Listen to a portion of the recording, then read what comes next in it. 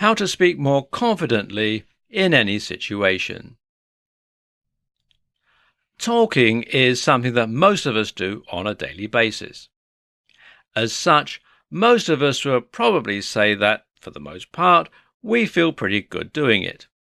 We can talk to our parents, our friends, our partners. But then, when we really need that gift of the gab, it can end up letting us down. This is what happens when we're in a physical or verbal confrontation. It's what happens when many of us go on dates, and it's what happens when we're in interviews. The problem isn't talking. The problem is talking confidently. So in this presentation, we're going to look at how you can always do that, no matter the circumstances.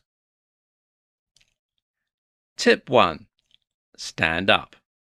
The first tip is to fix your body language, and specifically, that means you should stand more erect with your chest somewhat puffed out.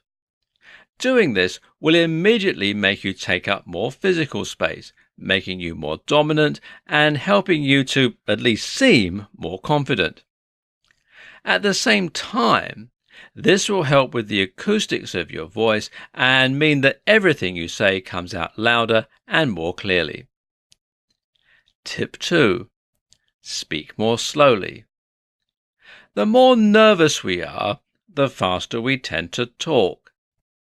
This has the effect of making our voice sound higher pitched, weaker, and ultimately less confident. Your job then is to try and overcome this by speaking more slowly. This makes you sound instantly deeper and more confident, and it makes the content of what you're saying seem more considered and trustworthy. Tip 3. Breathe. If you are panicked and if you're shaking, then you will sound nervous. That stands to reason. Try to get your physiological response under control then.